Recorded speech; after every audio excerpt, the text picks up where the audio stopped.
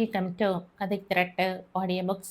இந்த வீடியோவில் நம்ம என்ன கதை கேட்க போகிறோம்னா பொன் சிரிப்பு சிறுகதை. நம்ம சேனலை இது வரைக்கும் சப்ஸ்கிரைப் பண்ணாதவங்க சப்ஸ்கிரைப் பண்ணுங்க. பக்கத்தில் இருக்கிற பெல் ஐகானை கிளிக் பண்ணி ஆளுங்கிற ஆப்ஷனை ப்ரெஸ் பண்ணுங்க. ஸோ தட் நான் போடுற கதைகளை உடனுக்குடனே நீங்கள் கேட்கலாம். வாங்க கதைக்குள்ள போகலாம். சாவித்ரி அந்த புது வீட்டை சற்று நேரம் நின்று நோக்கிவிட்டு பிறகு அப்பால் நகரலானாள். ஏன் உள்ளே வந்து பார்த்துவிட்டு போங்களேன் என்று ஒரு மாது மந்தகாசித்த முகத்துடன் வெளியே வந்து அழைத்ததை கேட்டு சற்று தயங்கினாள் சாவித்ரி. நான் இந்த பக்கம் வந்து வெகு நாட்கள் ஆகின்றன.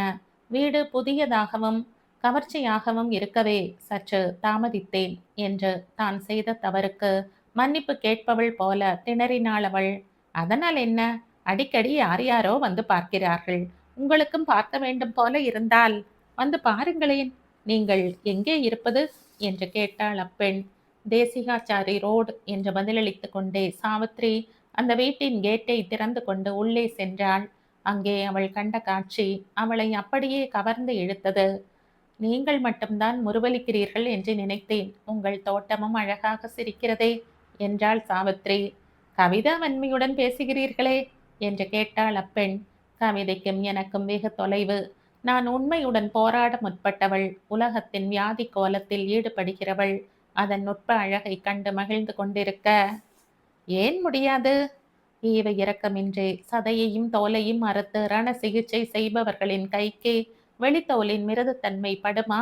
நோயின் கூக்குரலை கேட்கும் காதுகளுக்கு வாழ்க்கையின் சங்கீதம் புலப்படுமா என்று பேசிக்கொண்டே போன சாவித்ரி சட்டென்று தன்னை அடக்கி கொண்டாள். அங்கே தோட்டத்தில் சாய்வு நாற்காலியில் ஒரு ஆடவன் வீற்றிருப்பதை கண்டவுடன் அவளுக்கு மிகவும் சங்கோஜமாகிவிட்டது. மேலும் அவர் தன் கல்லூரியில் ஆசிரியராகவிருக்கும் டாக்டர் வாகீசன் என்பதை கண்டவுடன் அவள் சங்கோஜம் அதிகரித்தது. இவர்தான் இந்த வீட்டு எஜமானர் என்று கலகலவென்று பேசி அறிமுகப்படுத்தினாள் அவ்வீட்டு மாது. இவள்தான் சரசா, இந்த வீட்டு எஜமானி என்று அவள் பாணியிலேயே பேசினார் வாகீசன். சாவித்ரி தலையை தொங்கவிட்டு கொண்டாள். இந்த அம்மாளுடைய அபிப்பிராயத்தை கேளுங்கள். வைத்தியனுக்கு இதயநாதத்தின் சுருதி புரியாதாம். அதன் துடிப்பும் வேகமும் தான் புலப்படுமாம் என்று மீண்டும் சிரித்து கொண்டே பேசினாள் சரசா. என் அபிப்பிராயத்தை நான் வாபஸ் வாங்கிக் கொள்கிறேன் என்றாள் மெதுவாக சாவித்ரி நாணி. நீ 3வது வருஷ மாணவியா அம்மா என்று கேட்டார் சரசாவின் கணவன். ஆமாம் சார் என்று பதில் உரைத்தாள் சாவித்ரி. தன் உபாத்தியாயர்களில் ஒருவருடைய வீடு என்று அறிந்து கொண்ட பிறகு அங்கு நின்று பேசவே சாவித்ரிக்கு மிகவும் சங்கோஜமாக இருந்தது. ஆதலால் அவள் மெல்ல நழுவிவிட எண்ணினாள். நான் வருகிறேன், வீட்டில் காத்து கொண்டிருப்பார்கள் என்றாள் அவள். எங்கே உன் வீடு? வந்தது வந்தாய், வீட்டை பார்த்துவிட்டு போயேன். வாங்கி 6 மாதமாகிறது. எங்கள் இஷ்டப்படி வெளிப்புறத்தை மாற்றிவிட்டோம். தோட்டத்தை அமைத்த பிறகு வீட்டின் தோற்றமே மாறிவிட்டது என்றார் உபாத்தியாயர்.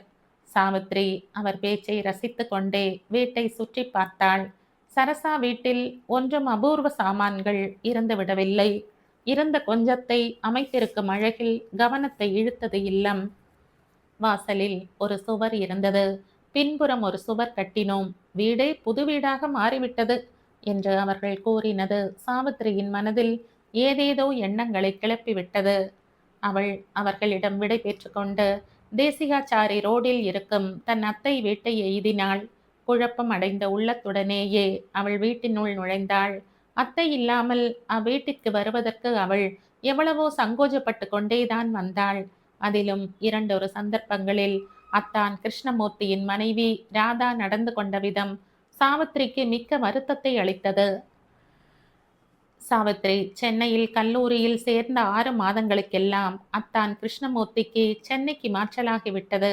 சாவித்ரியின் அத்தை மீனாட்சி உடனே தன் தமையனுக்கு கடிதம் எழுதி போட்டாள். சாவித்ரி தன்னுடன் தான் இருக்க வேண்டும் என்று தீர்மானமாக கூறியிருந்தாள். ஆனால் சாவித்ரியின் பெற்றோர் அதற்கு இணங்கவில்லை. வைத்திய கல்லூரியின் விடுதியிலேயே இருப்பதுதான் உத்தமம் என்று தீர்மானித்திருந்தனர். அத்தைக்கு அது குறையாக இருந்தும் வேறு வழியின்றி அவள் பேசாமல் இருந்தாள். ஆயின் ஒரு விடுமுறை நாள் கூட தவறாமல் அத்தை வீட்டுக்கு வந்து விடுவாள். இல்லாவிட்டால் மீனாட்சி அம்மாள் மிகவும் அவஸ்தைப்பட்டு போய்விடுவாள். கிருஷ்ணமூர்த்தியை அனுப்பி விசாரித்து கொண்டு வர சொல்வாள். அல்லது அவள் கணவர் சுந்தரராமனே தன் தள்ளாமையையும் கவனியாமல் கல்லூரிக்கு சென்று விடுவார்.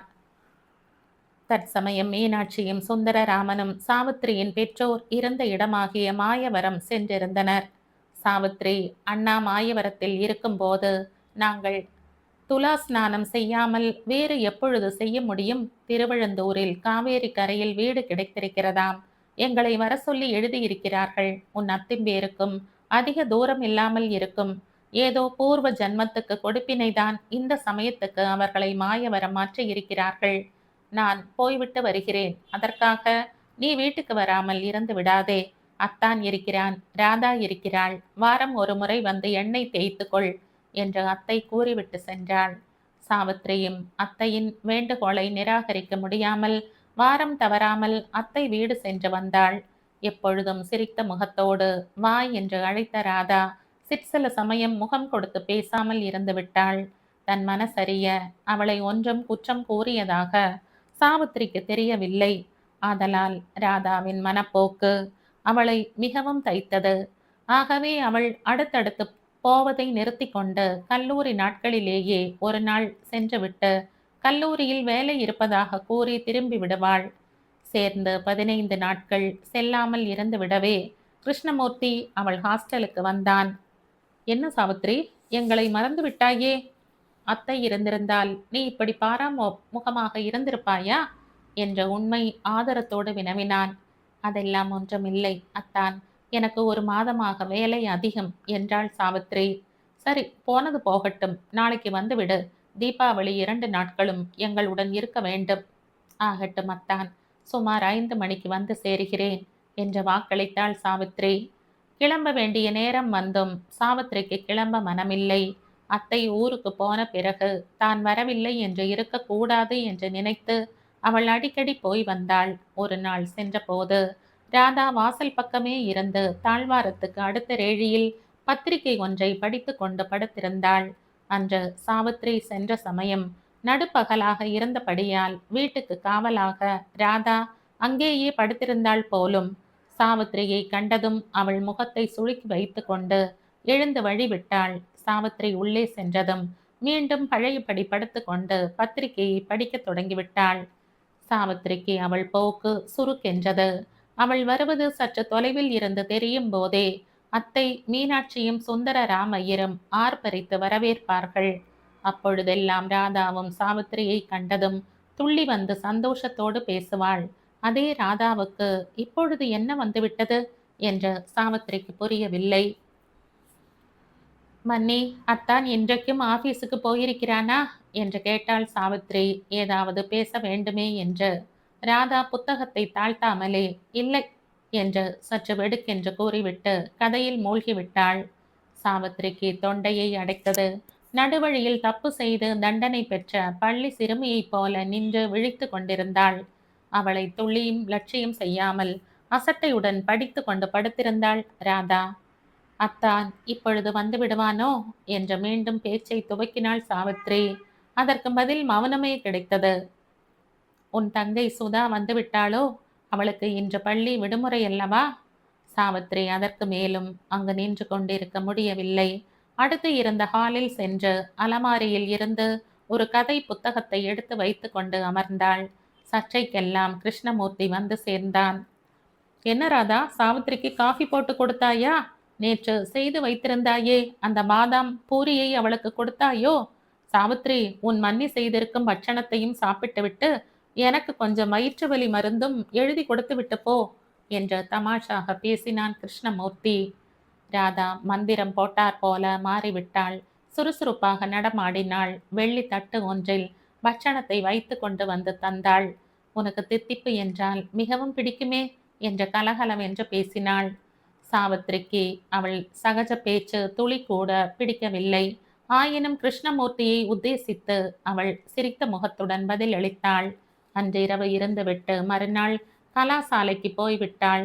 அதன் பிறகும் 2 முறை சாவித்திரி வந்திருந்த போது ராதா முகம் கொடுத்து பேசவில்லை. இன்று தீபாவளியை உத்தேசித்து, அதுவும் அத்தானின் அன்பு கட்டளையை மீற முடியாமல் வரவேண்டியிருந்தது. சாவித்ரி தேசிகாச்சாரி ரோட்டை அடைந்ததும் மிகவும் மெதுவாக நடக்கத் தொடங்கினாள். சற்று முன் அகஸ்மாத்தாக பார்க்க நேர்ந்த அந்த புது வீடும், அதில் குடியிருந்த தன் வைத்திய கல்லூரி உபாத்தியாயரும் அவர் மனைவியும் அவள் நினைவில் குடி புகுந்து இன்பமூட்டியபடி இருந்தனர். அங்கு கண்ட எழில் காட்சியும் கேட்ட இனிய மொழிகளும் உணர்ந்த அன்பு உறவும் இனி அத்தான் வீட்டில் தான் அடையப் போகும் ஏமாற்ற முசுடு பார்வையும் அவள் முன் வந்து நின்றன. வாசலில் இந்த ஒரு சுவர் இருந்தது. பின்புறத்தில் ஒரு சுவர் சேர்த்து கொண்டோம். வீட்டின் அமைப்பே மாறிவிட்டது என்று அத்தம்பதி கூறியதை நினைத்த போது சாவித்திரியின் மனதிலே ஆனந்தம் நிரம்பியது. வாழ்க்கையும் அப்படித்தான் இருக்கிறது. ஒரு மனிதர் இருந்தால் அந்த அமைப்பு ஒரு மாதிரி, இருந்த ஒரு மனிதர் இல்லாவிட்டால் அந்த அமைப்பு வேறு மாதிரி ஆகிவிடுகிறது. வாகீசன் வீட்டு அமைப்பு அழகை கொடுத்தது.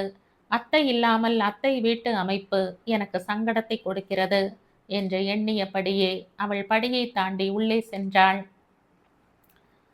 தான் ராதாமன்னி என்று அவள் கூப்பிட்டதும், இங்கே வா சாவித்ரி என்ற வாசல் பக்கத்து அறையில் நின்ற கிருஷ்ணமூர்த்தியின் குரல் வந்தது. சாவித்ரி அங்கே போன போது கிருஷ்ணமூர்த்தி தலையை தொங்க போட்டு கொண்டு கவலையில் ஆழ்ந்து கிடந்தான். என்ன அத்தான் என்ற கவலையோடு விசாரித்தாள் சாவித்ரி. எதிர் உள்ளே போய்ப்பார், உன் மன்னிக்கு உடம்பு சரியில்லை போலும் என்ற கரகரத்த குரலில் கூறினான் கிருஷ்ணமூர்த்தி. சாவித்ரி எதிர் அறைக்கு சென்று நோக்கிய போது ராதா கவிழ்ந்து படுத்துக்கொண்டு அழுது கொண்டிருந்தாள். மன்னி, என்ன செய்கிறது உனக்கு என்ற பரிவுடன் விசாரித்தாள் சாவித்ரி. ராதா திரும்பி படுத்தாள். சற்று நேரம் சாவித்ரியையே உற்று நோக்கினாள். சாவித்ரி பொறுமையாக பார்த்து கொண்டு ராதா பேசுவதற்காக காத்து கொண்டிருந்தாள். ராதாவின் முகம் அழுது அழுது வீங்கி பார்ப்பதற்கு மிகவும் கோரமாக இருந்தது. சாவித்ரி, எனக்கு இந்த தடவையும் என்று திக்கு முக்கு ஆடினாள் ராதா. உஷ் என்று செல்லமாக கடிந்து சாவித்ரி அவளை பரிசோதித்துவிட்டு பிறகு முறுவலித்து முகத்துடன் பேசினாள். எறும்பு கடி வலிக்கெல்லாம் இப்படி பயப்படுவார்களாக்கும், சூர புலி என்று அவளிடம் தமாஷாக பேசி உற்சாகம் மூட்டிவிட்டு எழுந்தாள். சமையல் அறையும் குறையுமாக கிடந்தது. புடவையை இழுத்து கட்டி கொண்டு வேலையில் இறங்கிவிட்டாள் சாவித்ரி. நடுவில் சென்று ராதாவையும் கிருஷ்ணமூர்த்தியையும் பார்த்துவிட்டு வந்தாள். கிருஷ்ணமூர்த்தி சோகமே உருவாக மேஜை அருகில் இருந்தான். ராதா முனகி கொண்டும் சிணுங்கிக் கொண்டும் படுத்திருந்தாள். சாவித்ரிக்கு அவர்கள் போக்கே விசித்திரமாக இருந்தது.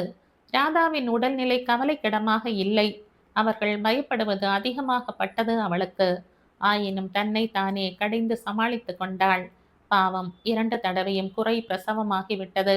2 முறையும் குழந்தையை காண வேண்டும் என்று என்னவெல்லாம் ஆசை கோட்டைகள் கட்டினார்களோ, 3வது முறையும் ஏதாவது நேர்ந்து விடும் என்றால் எவ்வளவு கஷ்டமாக இருக்கும். நமக்கு நோயை கண்டு பயம் இல்லை, அவர்களுக்கு அப்படி இருக்குமா என்று தனக்குள் நினைத்து கொண்டாள். ராதாவுக்கு உடம்பு வலி சற்று குறைந்தது. சாவித்ரி விடுமுறை முடிந்து கல்லூரி செல்லும் போது ராதா அவள் 2 கைகளையும் பிடித்து கொண்டு கண்ணீர் விட்ட வாத்சல்யத்துடன் பேசினாள். சாவித்ரி, எனக்கு நீ எவ்வளவு பெரிய உதவி செய்து விட்டாய் என்பதை நீ அறிவாயோ என்னவோ. அன்று உன் முகத்தை தழுவிய பொன் சிரிப்பு எனக்கு ஒரு புது வாழ்வையே அளித்து விட்டது என்றாள். ஏது அத்தான், மன்னி ஏதோ பிரமாதமாக பேச ஆரம்பித்து விட்டாளே, ஜன்னி இல்லையா, கவனி என்றாள் சாவித்ரி கலகலவென்று சிரித்து கொண்டே. இல்லை சாவித்ரி, அன்று அவளுக்கு உடல் சோர்வு, எனக்கு உள்ள சோர்வு. உன்னை என் செல்ல தங்கையாகவே நாங்கள் பாவிப்பதை பற்றி ராதாவுக்கு உளைச்சலாக இருந்தது என்று தெரிந்து நான் மனம் உடைந்து போனேன் என்று பேசிக்கொண்டே போன கிருஷ்ணமூர்த்தியை அடக்கி நிறுத்தினாள் சாவித்ரி. அதற்காக முகத்தை தூக்கி வைத்து கொண்டாயாக்கும்? 2 முறை தாறுமாறாக நடந்து விடவே இந்த தடவை எனக்கு மிகவும் பயமாக இருந்தது சாவித்ரி. அதிர்ந்து நடக்கக்கூட பயந்தேன். அதனால் எழுந்ததுதான். உன் மீது ஏற்பட்ட சலிப்பு கூட. அதிகமாக அலைய வேண்டி வருமே என்றே உன் வரவை வெறுத்தேன் நான். அன்று உன் மந்தகசித்த முகமும் உற்சாக பேச்சும் என் இதயத்தை புனிதமாக்கிவிட்டன என்றாள் ராதா.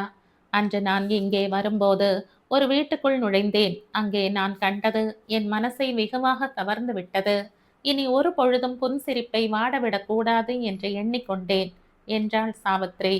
அவர்களை எனக்கு காட்டேன் என்றாள் ராதா. அதன் பிறகு ராதா, கிருஷ்ணமூர்த்தி, சாவித்ரி மூவரும் டாக்டர் வாகீசன் வீட்டுக்கு சென்றனர்.